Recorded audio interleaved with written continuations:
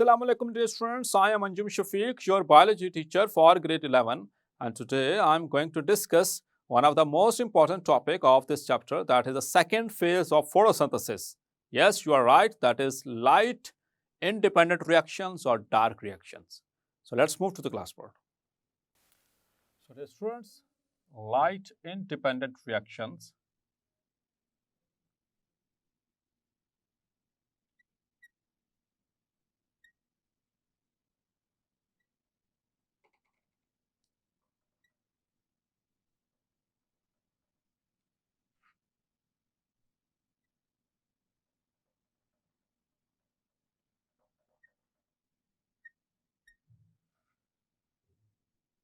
the second phase of photosynthesis. The first phase was light dependent. Now the light independent reactions, which are also called as the dark reactions.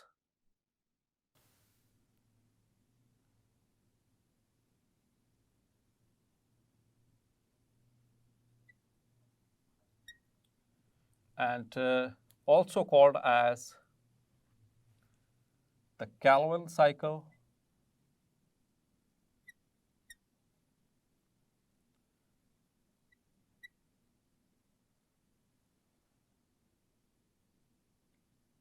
And one more name, एक और नाम है इसका, that is C3 pathway.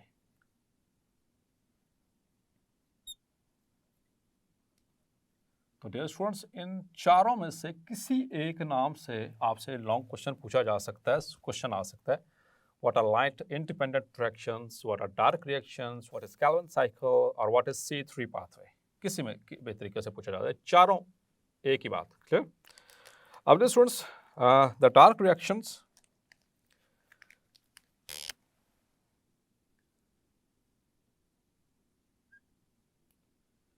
the dark reactions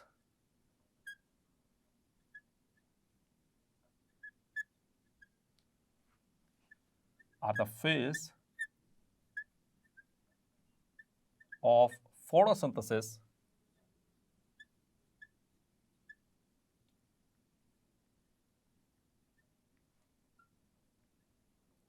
during which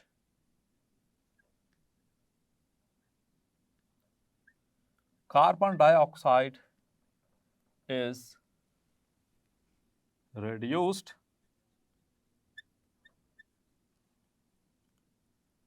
to produce sugars. Clear? इसमें carbon dioxide को reduce किया जाता है ताकि उससे शुगर्स प्रोड्यूस की जा सकें. अब dear students, these reactions, the dark reactions,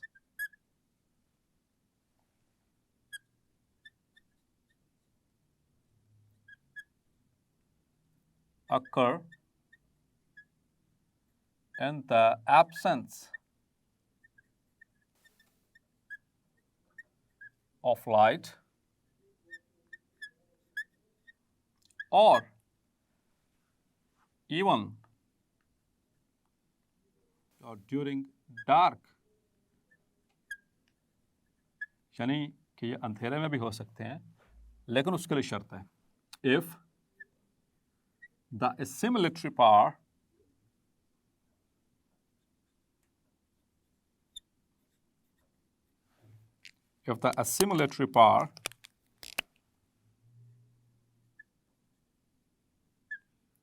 of ATP and NADPH, which are produced during light reactions,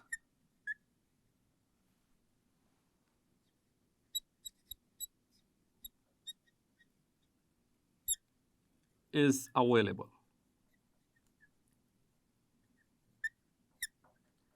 मतलब ये दिन को भी होते हैं, रात को भी, लेकिन इंडिपेंडेंट है, जरूरत नहीं है, रात के वक्त भी हो सकते हैं, लेकिन उसी कंडीशन में कि अगर एटीपी और एनएडीपीएच जो लाइट रिएक्शन में प्रोड्यूस हुई थी वो मौजूद है. अगर नहीं है तो फिर डार्क में ये नहीं हो सकते. So that is the reason they are called as light independent reactions. Now, dear students, basically the light independent reactions which are called as the dark reactions. The dark reactions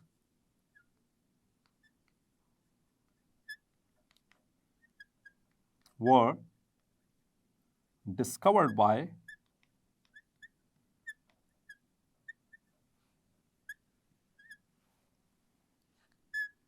Melvin Kelvin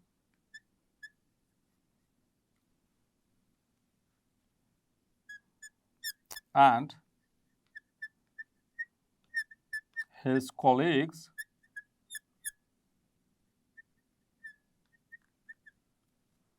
at the University of California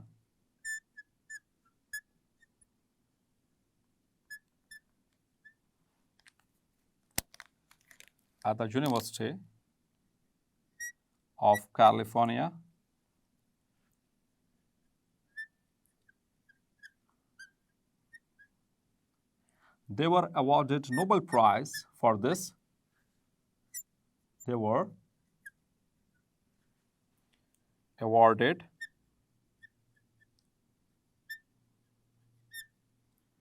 Nobel Prize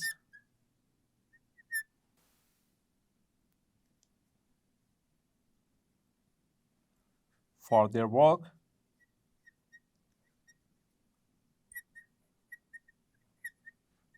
in 1961.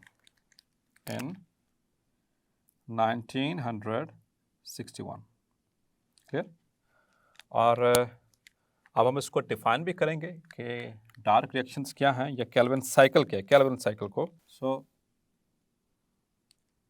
The cyclic series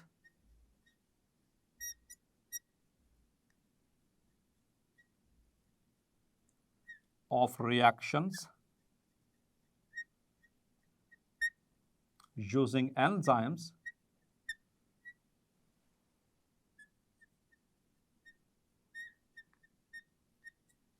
through which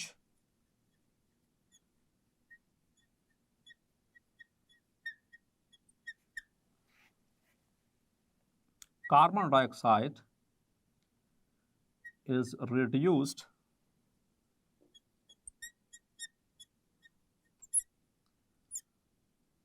to produce sugars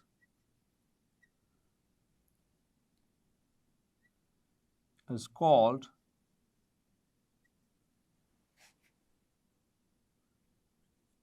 Calvin cycle.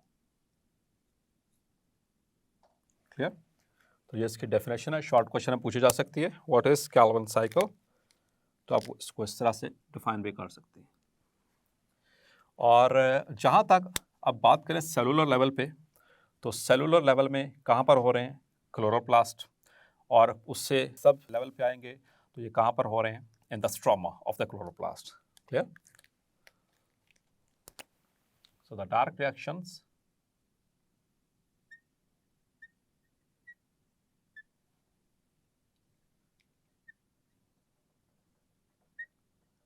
Take place.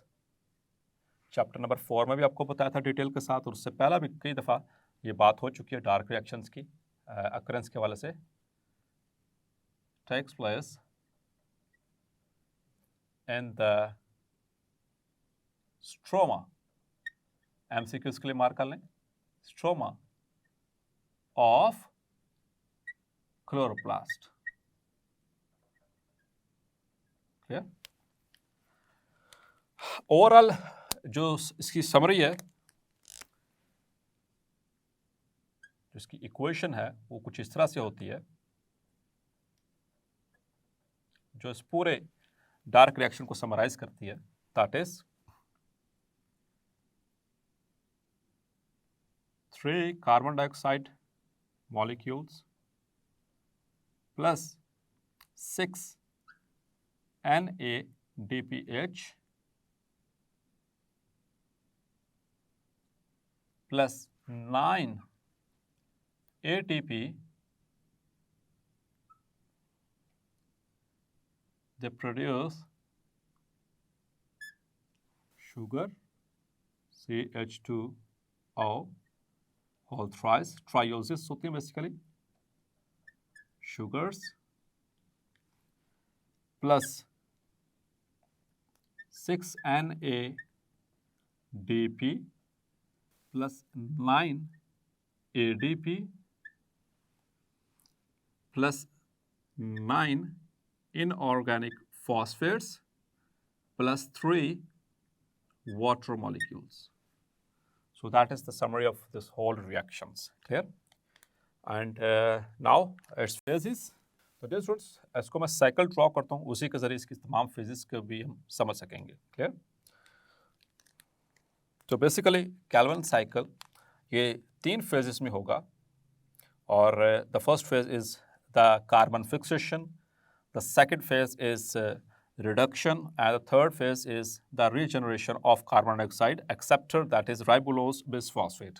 तो dear students, chloroplast के अंदर हर वक्त एक molecule 5 carbon एक molecule मौजूद है, high energy compound मौजूद है, that is called as ribulose bisphosphate. So these circles are representing the carbon.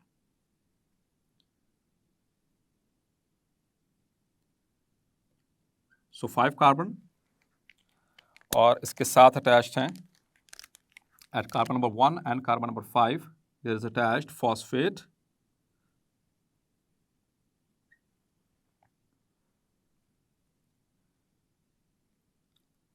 So this organic molecule is called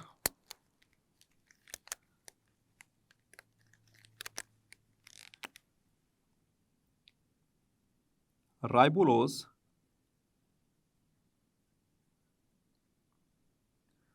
bisphosphate.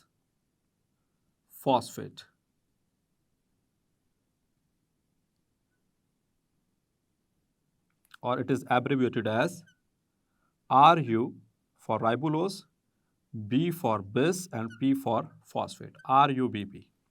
Clear?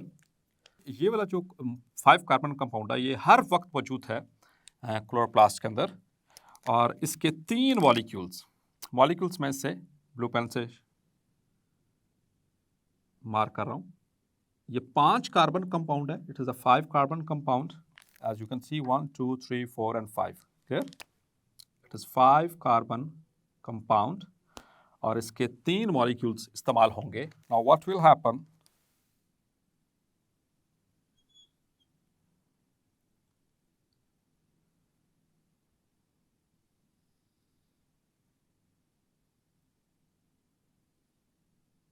there is an enzyme by the name of Rubisco,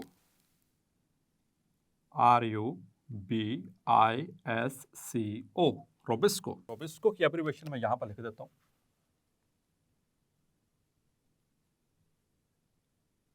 It is a protein, means an enzyme, ribulose bisphosphate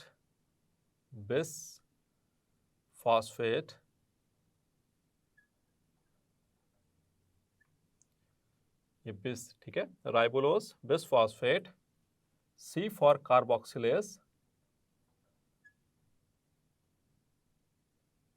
C and O for oxygenase. So ये dual enzyme है, ये carboxylase के तौर पर भी act करता है, oxygenase के तौर पर भी एक्ट करता है. लेकिन यहाँ पर डार्क रिएक्शन में it will act as a carboxylase, because जब ये कार्बोक्सिलेज के तौर पर एक्ट करता है तो तब ये कार्बन डाइऑक्साइड को फिक्स करवाता है, और जब ये ऑक्सीजनेज के तौर पर एक्ट करे तो तब ये ऑक्सीजन की फिक्सिंग करवाता है. ये वाला प्रोसेस हम पढ़ेंगे चैप्टर नंबर 13 के स्टार्ट में रेस्पिरेशन के अंदर. We will discuss this process in photorespiration, वहाँ पर ये ऑक्सीजनेज के तौर पर इस्तेमाल होता है. ठीक है, लेकिन यहाँ पर फोटोसिंथेसिस में डार्क रिएक्शन में ये रुबिस्को जो है it is used as carboxylase. ये MCQ के लिए याद रखिएगा, एज अ कार्बोक्सिलेज ये यूज़ होगा. चूँकि ये एंजाइम है कहाँ पर मौजूद है, स्ट्रोमा के अंदर. दुनिया में सबसे ज़्यादा तादाद किसकी है, यानी कि अगर हम बाय हेड काउंट करें तो प्रोड्यूसर्स हैं. तो प्रोड्यूसर्स हैं, तो मतलब कि प्रोड्यूसर्स कौन है? Photosynthetic organisms, plants, algae. So plants की तादाद बहुत ज़्यादा, तो उन प्लांट्स में सबके अंदर क्लोरोप्लास्ट है, सबके अंदर क्लोरोप्लास्ट है, तो मतलब सबके अंदर वो फोटोसिंथेसिस कर रहे हैं, तो डार्क रिएक्शन भी हो रहा है, मतलब कि उनके अंदर रूबिस्को भी है। So that is why it is the most abundant rubisco, it is the most abundant protein, क्योंकि एंजाइम है, enzymes are protein in chloroplast, chloroplast के अंदर भी, एंड ऑन अर्थ, इस दुनिया में भी।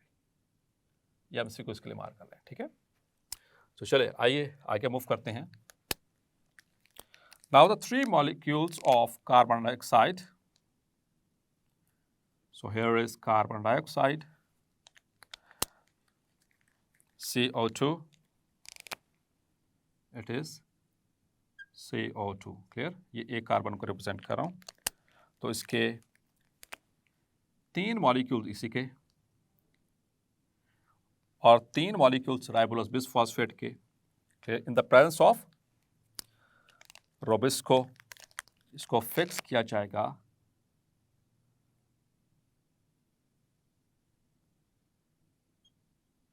Into a 6 carbon compound. बहुत ही हाईली अनस्टेबल होता है, जैसे ही बनता है, यहां पर देखिएगा, मैं एग्जांपल के तौर पर फिर उसके बाद साइकिल को पूरा करूंगा। तो just for the sake of convenience ये जरा गौर से देखिएगा, 1 2 3 4 एंड 5, ये 5 कार्बन आ गई राइबोलोज बिसफॉस्फेट, और इसके साथ अटैच हुआ एक कार्बन डाइऑक्साइड, तो कितने बन गए? 6।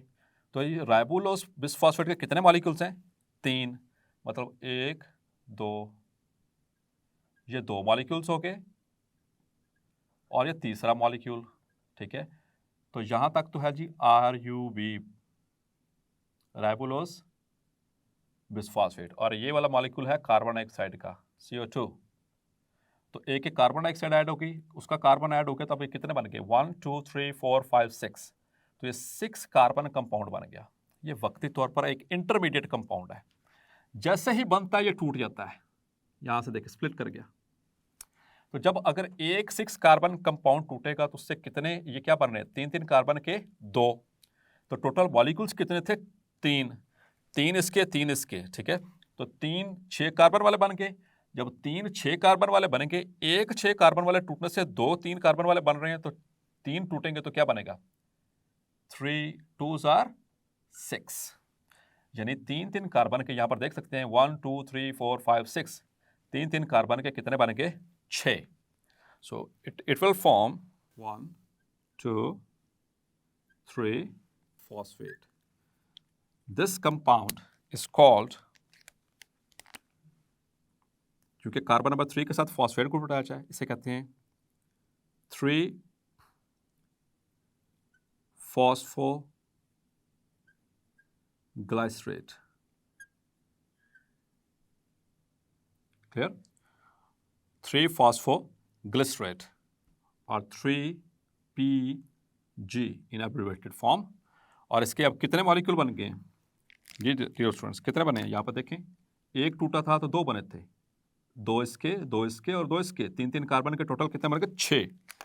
सो यहाँ पर हम लिखेंगे मल्टीप्लाई बाय 6, तो 6 मॉलिक्यूल बनेंगे इस 3 कार्बन कंपाउंड के, जिससे हम कहते हैं 3 फॉस्फोग्लिसरेट, क्लियर? या ग्लिसरिक एसिड, इसको 3 फॉस्फोग्लिसरिक एसिड भी कहते हैं, PGA। अब नेक्स्ट स्टेप में क्या होगा? यहां पर इस्तेमाल होगी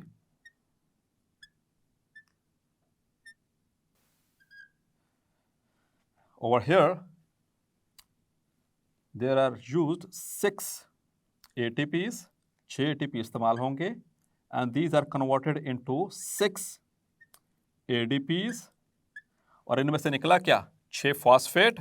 उन 6 फॉस्फेट को इन 6 मॉलिक्यूल्स के साथ अटैच कर दिया जाएगा। So now it will become 1 2 3, तो पहले कहां पर फॉस्फेट ग्रुप अटैच है? कार्बन नंबर 3 पे। अब एक एक फॉस्फेट 6 मॉलिक्यूल्स पे अटैच होगा, तो कहां पर? At carbon number 1। तो इस मॉलिक्यूल का नाम क्या होगा? जी डियर स्टूडेंट्स, 1,3,1,3, चूंकि 2 फॉस्फेट हैं तो बिस फॉस्फोग्लिसरेट, यानी मेन कंपाउंड वही रहा फॉस्फोग्लिसरेट, लेकिन पहले यहाँ पर तीसरे कार्बन में था इसलिए इसका नाम रखा गया 3 फॉस्फोग्लिसरेट। अब पहली पे भी और तीसरी पे भी है तो 1 3, 2 हो गए तो बिस मीन्स 2, बिस phosphoglycerate. Clear? So this is a 3 carbon compound, ये भी 3 कार्बन आपके सामने, 3 carbon, and again this is also 3 carbon compound. Is that clear? अब डियर स्टूडेंट्स यहां पर होनी है रिडक्शन, और वो किस तरह से यहां पर इस्तेमाल होंगे NADPH। ये ATP कहां से आई है? जो लाइट रिएक्शन में बनी थी, यहां पर NADPH इस्तेमाल होंगे। कितने? 6। इनको यहां से ये खुद तो होंगे ऑक्सीडाइज क्योंकि इनमें से इलेक्ट्रॉन लॉस हो रहा है। It will be converted into 6 NADP। तो डियर स्टूडेंट्स क्या होगा, और जो यहां पर पहली कार्बन पे 6 मॉलिक्यूल्स, यहां पर मैं लगाना भूल गया 6 मल्टीप्लाई बाय 6, तो 6 3 कार्बन मॉलिक्यूल यानी 1 3 बिस फॉस्फोग्लिसरेट पे, ये कार्बन नंबर 1 पे 6 लगे हुए हैं फॉस्फेट, ये यहां से उतर जाएंगे, ये यहां से उतरे 6 फॉस्फेट, इनऑर्गेनिक फॉस्फेट उतर के, अब ये जगह खाली होगी, इसको पूरा करने के लिए यहां पर क्या अटैच होगा, ये NADPH क्या करेगा, ये it will donate a pair of electrons. कितना? अ पेयर ऑफ इलेक्ट्रॉन, और वो कहां पर जाकर अटैच होगा, यहां पर along with the hydrogen. The resulting compound now is called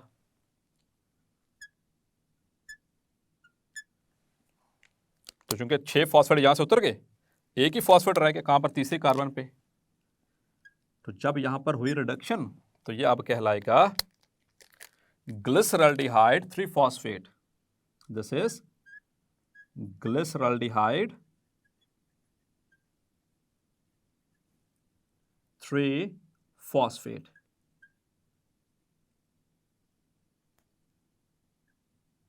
clear? क्योंकि तीसरे कार्बन पे मौजूद है इसकी फॉस्फेट ग्रुप, या इसको सिंपल फॉर्म में हम कहते हैं, यहां पर लिख देता हूं इसकी एब्रिविएशन G3P। क्लियर? तो यहां पर रिडक्शन हो चुकी।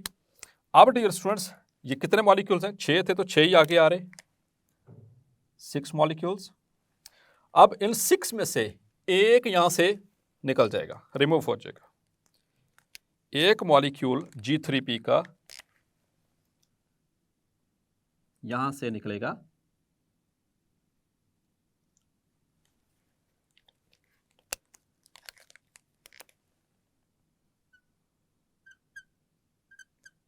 वन G3P,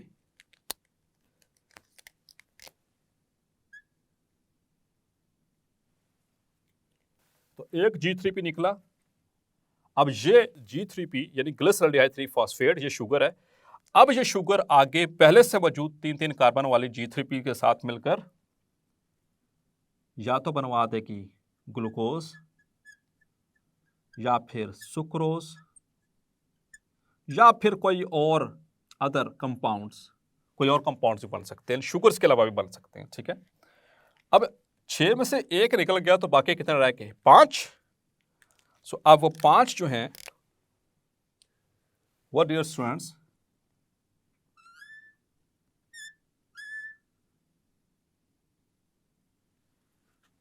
वो अ सीरीज ऑफ रिएक्शन से गुजरेंगे,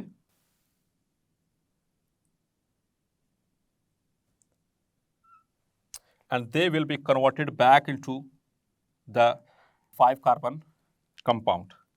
यहां पर मजीद अब दोबारा से 3 ATP और इस्तेमाल होंगे और कन्वर्ट होंगे 3 ADP के अंदर, और उनसे निकलने वाले, चूंकि इसके पास सिंगल फॉस्फेट है, एक एक फॉस्फेट और ऐड करनी है क्योंकि ये बिस फॉस्फेट है। अब ये सारा कहलाएगा रीजनरेशन वाला प्रोसेस। अब जरा थोड़ा सा इसको मैं एक्सप्लेन कर दूं इस स्टेप को, अब जरा समझिए प्लीज इसको। तो 3 कार्बन वाले कितने मॉलिक्यूल हमारे पास? जी डियर स्टूडेंट्स, कितने हैं? ये G3P कितने हमारे पास? यहां से निकल गया तो कितने रह गए बाकी? 5। अब ये 5 हमारे पास मौजूद है। मैं यहां पर इसको मेंशन भी कर देता हूं, चलिए ऐसे इजी हो जाएगा थोड़ा सा।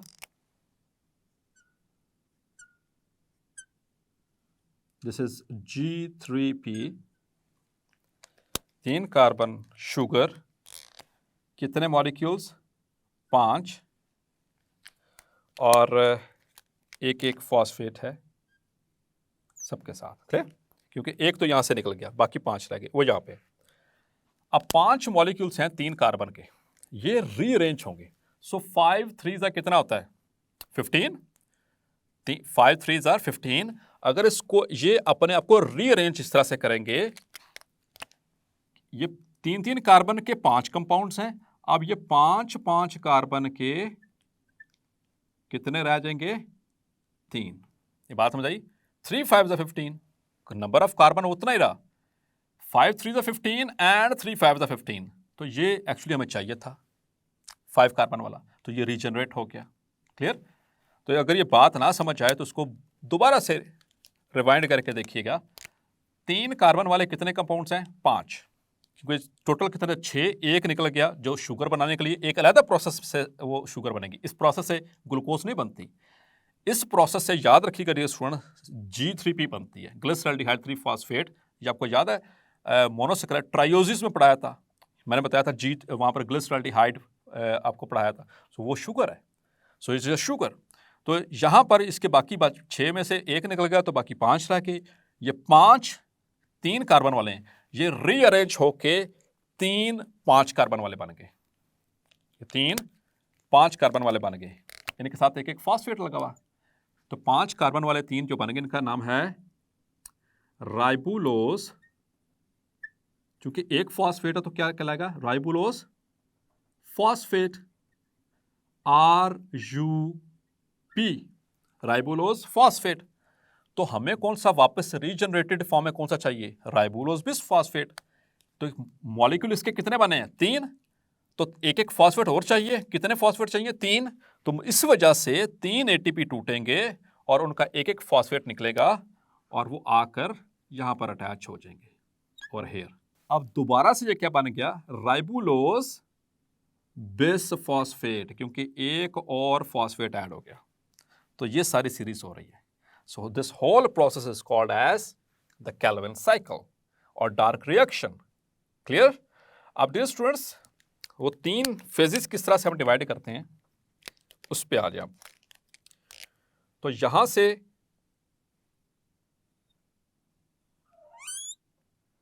और यहां तक,